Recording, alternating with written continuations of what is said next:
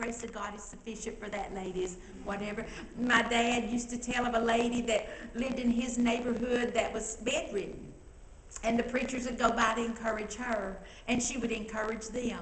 And she would say things like this: "Oh, preacher, God gave me my bed for my battlefield, and he's taught me how to win the victory." Wow. They would leave encouraged. I want that. And I believe the grace of God is sufficient for us to have that. I really, really do. The circumstances in our lives, whatever they are, do you really, really, really believe today, ladies, that God's in control? Do you really believe that? Sometimes he'll test you. I talk about it all the time. And then he tests me to see if I really, really mean it. But I really do believe that God's in control with all of the circumstances of our life. And if we really do believe that, it will change the way we react to them. If you know God's in control, how can you grumble and murmur about the things that happen in your life? We can't. If God is behind the circumstances, he has a purpose in them, because he never moves without purpose. And if we can grasp this truth, we can actually get excited to know that God knew he could trust us as a door and opportunity to use our circumstances for his glory and to let our little light shine. Do you realize today, ladies, and I'm just about ready to close, God couldn't have used just any little Hebrew girl to be a light in Naaman's house?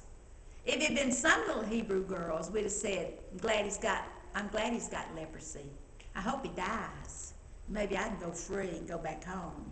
No, is that not the way we would think naturally? No, I'm not telling him about help. I hope he dies. But not this little Hebrew girl. The love of Christ was shed abroad in her heart, the love of God.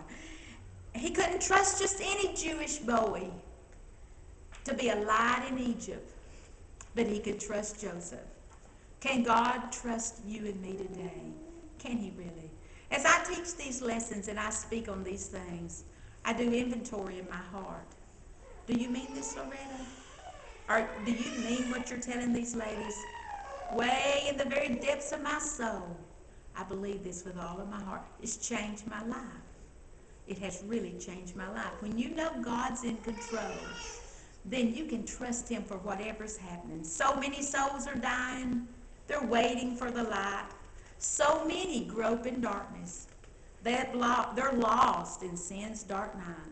So many have been blinded. The dark is all they know. They're waiting for their judgment. Why must we be so slow? There is no one to tell them. No light to them is sent.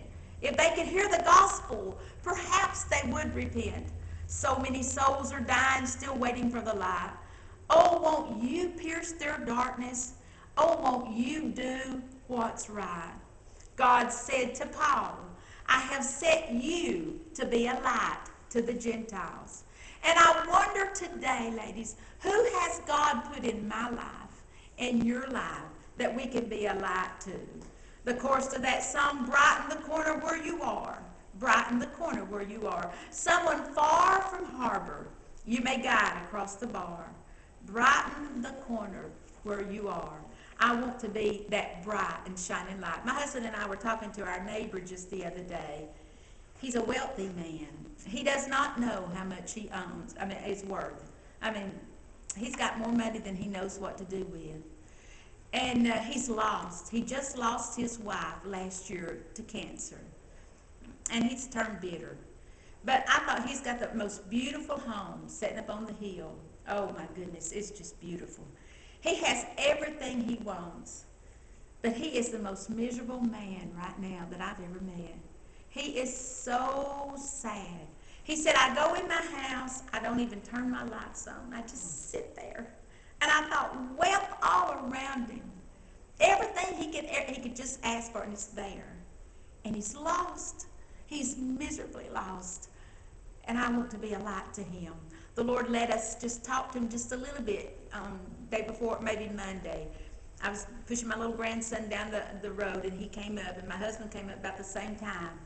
And we were talking to him, and he said something about he'd been to my daughter. My daughter's in the medical profession.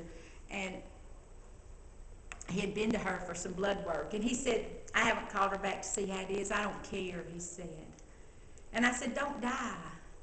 You can't say much to him. He's very quick and he's very sharp and bitter at this point. But I said, don't die now. Get saved so you can go to heaven and see your... Oh, I don't believe in heaven. I do believe in hell, he said, because I'm living in hell right now. But I don't believe in heaven. I said, well, there is a heaven. And don't die before you get ready to go there. And he made another comment or two, and I said, your wife stood at my driveway before she died. And he loved his wife, with tears dripping off her face. And I said, she said to me, don't let Darrell go to hell. And big old tears ran off his face. And he'd cut his lawnmower off, and he couldn't even get it started. He was bewildered. And I thought, Lord, if you let me say just a word, just a word. I'm praying that God will use us to be alive. That's living, ladies. I wouldn't trade what I have for all of his wealth for nothing in the world. I don't have a lot here, but I have Jesus, and he has everything. Thank you, ladies.